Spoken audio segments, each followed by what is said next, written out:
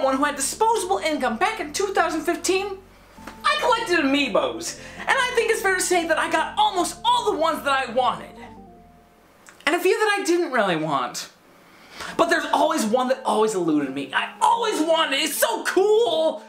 But it's also very expensive. Well, I finally bit the bullet and I grabbed it. The Midna Wolf Amiibo. I mean, seriously, this thing is so cool. I saw it on eBay for a reasonable price, and I just got this. Huh. There was it's like a whole game packed in with it. Let's take a look at it real quick. The Legend of Zelda! Twilight Princess. My history with this game is as follows. Several years after its release, I asked a friend if I could borrow it from him. I got fed up with the fishing and tutorial village and I quit right there. Well, on this channel, I am working on beating all the Zelda games, and I am looking forward to the new experience. So let's see what Miyamoto's got in store for me. So it starts with our boy Link 2 doing everyone's chores. This guy says I gotta make the trip to Hyrule for him, then I gotta herd in some goats. I still can't figure out the frickin' fishing minigame. And this guy wants me to knock down a beehive for him. What's my idea? After getting a wooden sword and a slingshot, I show off my fighting prowess to the kids. And then Tallow runs off after a monkey and I give chase. Leaving with a fun little area with some Deku Bobs and... oh shoot, are those the goblins? One thing to say, Ocarina, Wind Waker, and Twilight Princess are a masterclass in art styles. I feel that Ocarina depicts the monsters just as Miyamoto dreamed them up. Wind Waker makes them look all cute and chibi, while Twilight Princess pushes back by making them as grotesque as possible. Just look at the bubbles. Okay, cool, floating skull, a little bit creepy. You go over to Wind Waker, they start looking a little bit kooky. It's kind of fun. Whoa! Oh, sheesh. Even got tattered up bat wings. That's creepy. Seriously, it is a lot of fun to compare all the different art styles between the games.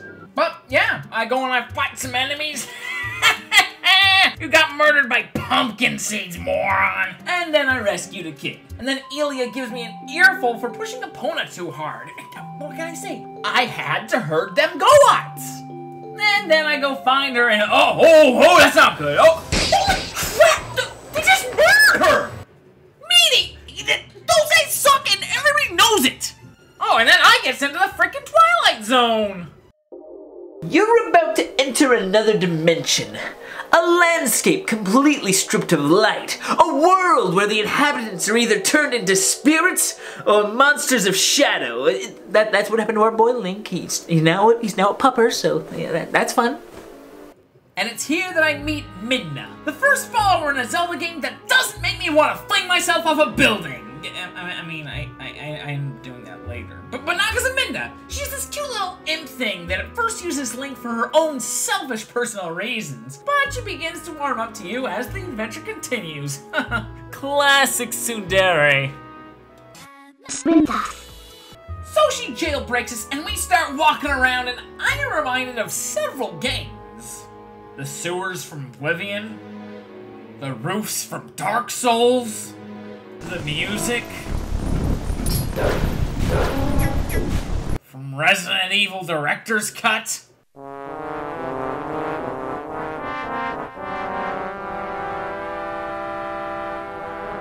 But eventually we run into Zelda, who sends me back to the world of light. The only problem is I'm still a wolf, and I have two tasks. One is to collect fragments to reassemble the water deity. The other one is to head into Tutorial Village and steal their only means of defending themselves.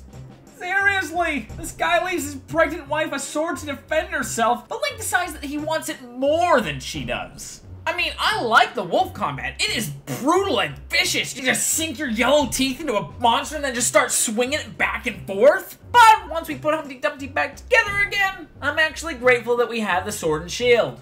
At last I am complete again. First order of business is eating a bottle full of larvae. Anyway, after that we have our call to adventure. Monkey steals my lantern, and it takes us to the first dungeon. So Twilight Princess dungeons are massive, about 2 hours a pop. First hour is built around puzzles that'll be unique to the dungeon, and about halfway through you'll get a dungeon item, which the rest of the puzzles will be built around. First half of the forest dungeon is helping out the monkeys that stole your lantern. As you help them, they will form swings to help you go deeper into the dungeon to find more and more monkeys, including the Monkey King. He's easy enough. You throw off his balance and then you tucker him out with your sword, and then you get his boomerang for the rest of the dungeon. One small complaint about the dungeon, however, is this. Oh, what the f***? What is that? Oh, I do not like this at all. It freaks me out to no end. It is in every single dungeon inside of a pot, and I never grabbed it again. Now we get to the big boss. He's fun enough. You just gotta feed him some bombs. But after his first supper, he kinda gets rid of your bombs. So what are you gonna do now? Enter the return of the Monkey King. Whilst you dodge the attacks from the boss, the king will dart through the room. And if you act quickly enough with the boomerang, you can get the explosive ordnance that you need to blow him up, get him on the ground, and then it's slicing time. One dungeon down and it's pretty okay. So we head out into the Hyrule fields and we see this big dark monster, which Midna explains that every time I take on these challenges, I can unlock a fast travel point on my map, which makes me excited to track these areas down and fight the monsters within them. Then we had a gimmick that was only used 3 times, and frankly, I hated it every single time. So the world's kind of messed up. You see, there's no bridge. I gotta go find the bridge. So I had to warp back in the forest and I found the bridge. I saw it there, I thought it was like a drawbridge. Apparently it is, but it needs to be somewhere else on the map. I didn't know that I could warp it there, but you know, the walkthrough said warp it back, then you can go across the bridge, get to Kakariko Village, where once again, there is another spirit deity that needs me to track down a bunch of bugs so it can become whole again. I do not like these scavenger hunts. It is a waste of time. I did like it in Kakariko Village, you know, mainly because there's this one building at the top. You know, you go inside and then you light a torch which accidentally lights it up and you see, oh, this is the bomb shop. You get out of there and then the place just explodes, killing 3 of the bugs needed. And, you know, I like explosions. I'm a simple man. After restoring the deity, it turns me back into a human and I find the kids. Except for Elia, because I'm pretty sure she's dead. And then the shaman guy tells me I need to go do the fire dungeon now. But the Gorons won't let me do that unless I can earn their respect. And the tool to earn their respect is way back in Tutorial Village. So now they give me Epona back and I head off on Epona. And it's a lot of fun. Seriously, running down moblins is the best. You meet with the mayor of Tutorial Village and he gives you the iron boot so you can actually stand a chance against the Gorons in a good old-fashioned sumo fight. But before I can do any of that Goron stuff, I gotta save another one of the abducted kids. And for that, we have one of this game's biggest selling points. Horse-mounted combat! And it was a blast. Slice these guys from their pigs. I did this for about 10 minutes and then I realized their forces weren't getting any thinner. Eventually I noticed that if you did things just right, you could send the pigs off the cliff. And I sent all 3 of them off and they are infinitely respawning. Dang. Because killing those guys is fun, but it's not an objective or even technically possible. Dang, yeah. I was just supposed to have a jousting match with this guy on the bridge. Now I go to Death Mountain, and the problem is the Gorons don't particularly trust humans right now. So to win them over, I take a bladed weapon and stab them a bunch. Seriously, you need to take something created with the express purpose of killing and use it on someone considered an ally. Fortunately, I didn't kill anything, and after reaching the top, I slapped the Patriarch around a bit and he asked me to go save the other elders from the dungeon. And this dungeon, it starts out good. I really like this one gimmick at first. When I got thrown onto this magnet wall with the iron boots, I was like, yeah, this is awesome! When you're walking really slowly on the ceiling. The thing is, I have no patience. Walking on the ceiling in iron boots means walking in iron boots. You are so slow in the iron boots, and you need to walk entire lengths of rooms in the slowest. Also, does this feel like you're upside down? If Link is on the ceiling right now, his hat should be hanging down, and also his skirt, tunic, whatever. Actually, the weird thing is that later you do get pulled up onto the ceiling, and the hat hangs down here, but still no skirt though.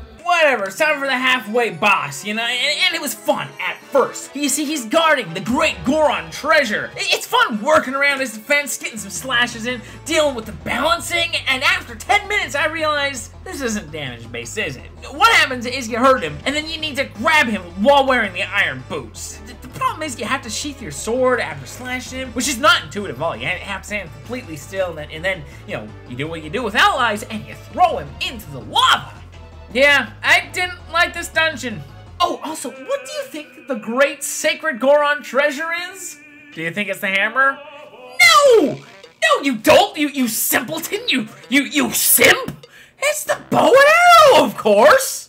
After the dungeon, there was a lot of busy work. First up, I had to find Elia. She was just hanging out in a bar. I have no clue how she got set free from being kidnapped, and I'm pretty sure she got shot and murdered, but then I had to go down to the lake and ride a bird, which was another cool section. At first, it's so slow and boring. I kept trying to do tricks to keep myself entertained, but then I messed them up. I'd crash into the wall, I'd get dropped, and then I have to do this section again, and it was just really tedious. And then I got to Zora's domain. It's frozen solid. Do I use my lantern? Guide? Okay, so the guide says that I need to steal a rock from the Gorons. This game is unraveling. Okay, now I get to do the worst scavenger hunt. You know, at least the previous ones had all the bugs in one area. Here, I need to go upstream. I need to go downstream. There was one back in Hyrule that is nowhere near the rest. There were two in the boring bird section, and the final one wouldn't even spawn until you had them all. And your reward for restoring the spirit can only be described as an acid trip that seemed more like the video from the ring that killed you when you watched it.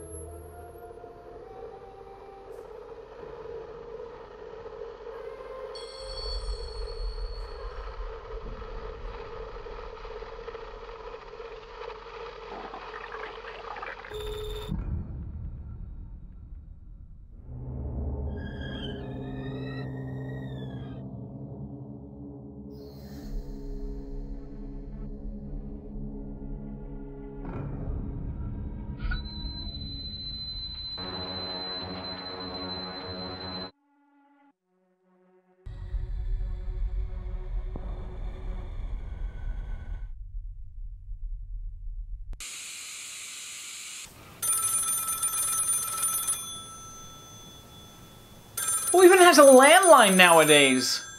And we still don't get to go into the dungeon yet, because first we need to take Ilia and the Zora Prince to Kakariko Village. And we do this by using the good old-fashioned horse-mounted combat! And I encountered a glitch in this area that required me to lose to retry it, and oh my gosh, Ilia just burned to death! Ooh, that is brutal! Finally, to the water temple. It had better give me something good.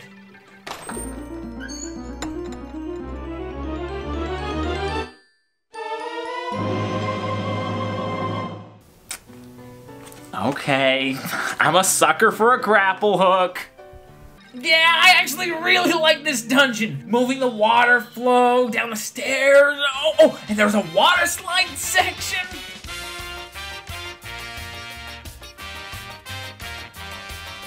Alright, this game is bringing it back. Just keep me in these fun and well-designed dungeons and we will be good. Afterwards, Zaya shows up and he inverts Midna's colors. Then we head back to Hyrule and meet Zelda, who sacrifices herself to get Midna back to color. And then we need to go get the Master Sword, which had me go to the Lost Woods and then play this weird game that probably took me way longer to figure out than it should have. And then we got the Sword of Evil's Bane, which actually allows for free transformation between human and wolf form. Now we go to the Arbiter's Grounds, which was very fun, and because of an, oh my gosh, 7-year-old PBG video, I knew that it had to be done stealthily.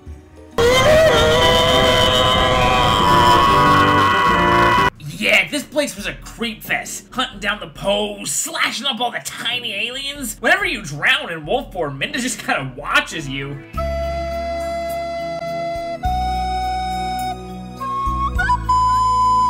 Yeah, this was a great dungeon, and I loved the top item. I wish they would make an entire game based around this. It's only used a few times in this game, and we only really got one puzzle room with it. Granted, it was a really big room, but yeah, with how awesome the top was, it felt way underutilized.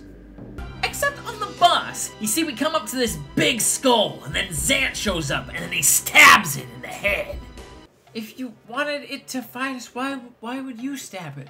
I don't know, but unlike 99% of other things that you stab in the head, this one started being alive after being jousted in the Jolly Roger. And even though Zant's the one who stabbed him, it started working for him! And this is the best boss in the game. Going down, chopping up his spine, then spinning him around the room, dodging his shots and spiky wall spinners. Oh, I had an amazing time with this boss. Actually, the whole dungeon was great. As long as the game can have the decency to keep me inside dungeons, we're in business, man. And now roughly 2 hours of trying to get to the next dungeon. So I need to go to a mountain. Fortunately, I remembered that there was one over by the Zora's domain that's probably accessible now. Go through there, but it's too snowy. Can't continue. So I gotta go back to the Zoras and I gotta ask, hey, do you know anything about this fish? And they're like, we don't know anything about that fish. How about you ask the prince? But the prince is on the other side of the map. So I go all the way over there and then I say, hey, prince, do you know anything about this fish? And he's like, oh yeah, you can only get him in the Zora Reservoir. So I gotta go all the way back to the other side of the friggin' map where I just was. And then I can catch the fish. And then I can turn into a wolf, and then I can smell the fish, and then I can go through the blizzard in the smell-o-vision, and then I find a Yeti. And then we get an awesome snowboarding section. Oh man, what reference do I make here? I could do City Escape. I mean, it kind of reminds me of the Penguin Race in Super Mario 64, but I already used the slider song back in the water dungeon. Maybe SSX Tricky or 1080 snowboarding. You know what? Ice Cap from Sonic Adventure. Actually, let's do Ice Cap Zone from Sonic 3 because I love that song and I love the next dungeon. I really like it to be playing in the background while I sing its praises. Man, oh man, do I love Snowpeak Ruins. It is so good. Every other dungeon feels like a dungeon. This place feels far different. It feels like a border fort. There is a ton of storytelling going on here. There's some defensive cannons and an armory. Some places have the militaristic feel, but other places are a fancy mansion. I love the snowflakes that shows up on the doors and the cannons. They made this place feel important and thought out, and that made it feel amazing.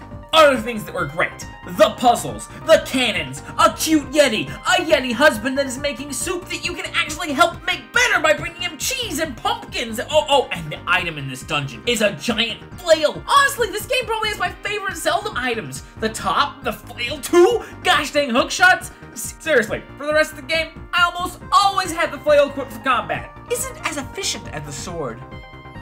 No! Is it cooler than the sword? Yeah, kinda is.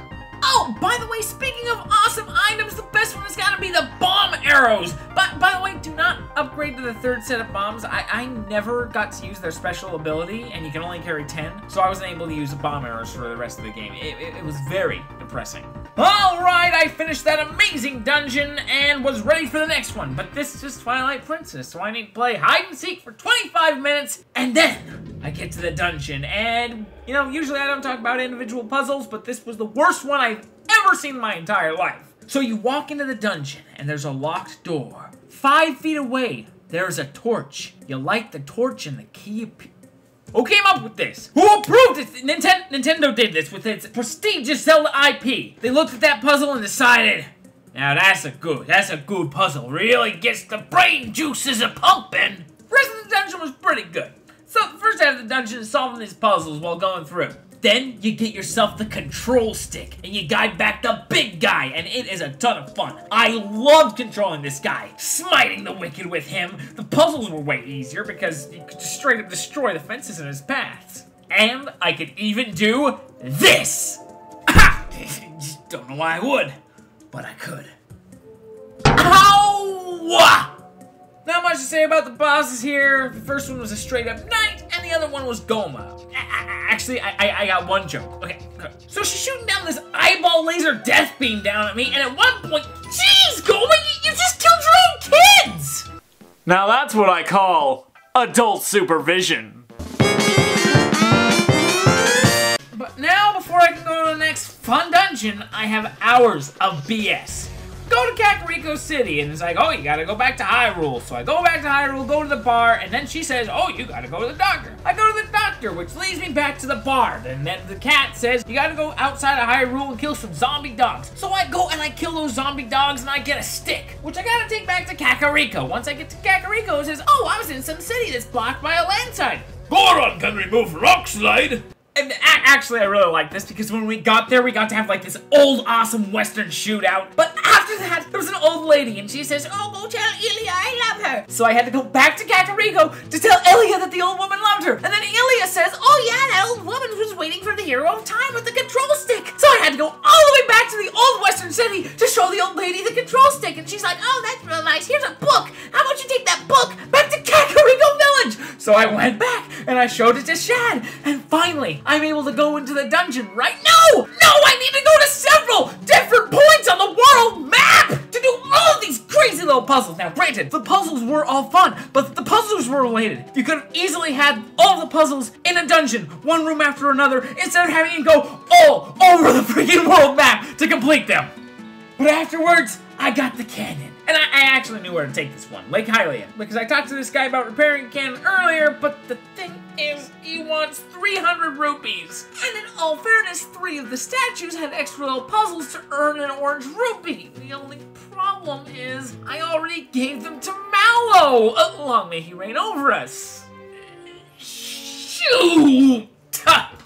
So now I need to make some cash. I decided to scavenge around for some bugs for Agatha so that she could finance this, but then I found something amazing. A couple of them, actually. Yeah, in a couple of places, I found whole entire mini-dungeons with cash in them. That's awesome! They gave me enough money to finance the repair of the cannon, and now we can head to the skies!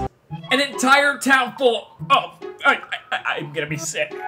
And I need to grab onto them too for stupid puzzles. But then we get the double hook shot. And as previously stated, the moments where I'm being forcefully flung from one surface to another by one of these things is nothing shy of pure bliss. And the entire second half of the dungeon is nothing but pure double hook shot madness. So yeah, I probably felt a little bit of pure joy here. And the boss was super hookshot reliant too. Kind of reminded me of Shadow of the Colossus, to be honest. Not any boss in particular, but 4 pointless monoliths seems like something to be in that game. Also, hookshotting around in the rain while avoiding fire and then hopping on the back of Ridley and then just slashing away, it's perfect. It was perfect.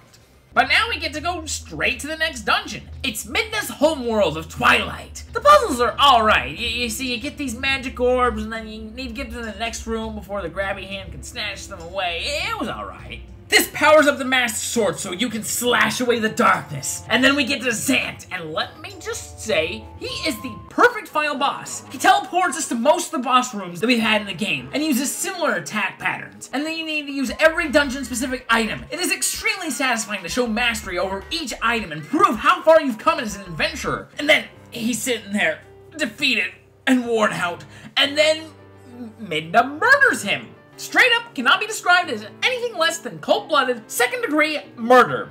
And then we head on back to Hyrule! And then I was having so much fun that I made enough money to fully fund Mallow Mart. Praise be his name. Then we go to Hyrule Castle. Not that great of a dungeon, relatively short, mostly just battles with knights, and one falling ground section that brought me down to 1 heart. But at last, it's Ganon time! So he broke the goddess statues and captured Zelda, and then he has me fight Zelda. Quick question, do you think this attack is of wisdom or power? Anyway, you get the classic tennis match, and then you set her free, and then Ganon comes, and he turns into his pig form, and this is insultingly easy. First off, I have Yeti soup. I can heal all the damage. Second off, all you gotta do is turn into a wolf, press A, throw him onto his side, and then you gotta tear out his pig guts with your wolf mouth. But now he's Afro Ganon. Fortunately, that wasn't his final form. How could it be? They developed Horse-mounted combat! And I really like this. So you need to chase him and get close enough and straight on enough for Zelda to hit him with a light arrow, and then you take a slash.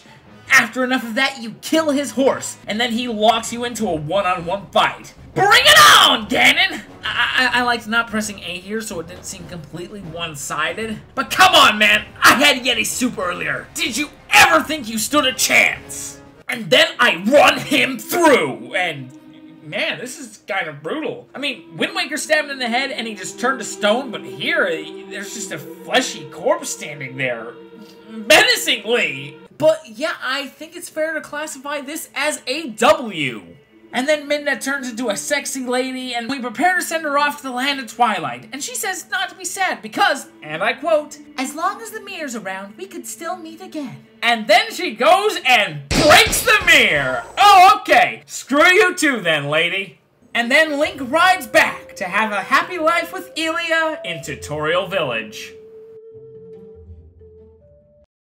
And that is the fun little side game that they packed in to thank people for buying the amiibo. Did I like it? I think so. Don't get me wrong, the dungeons were amazing. But the meandering between the dungeons? I hated it.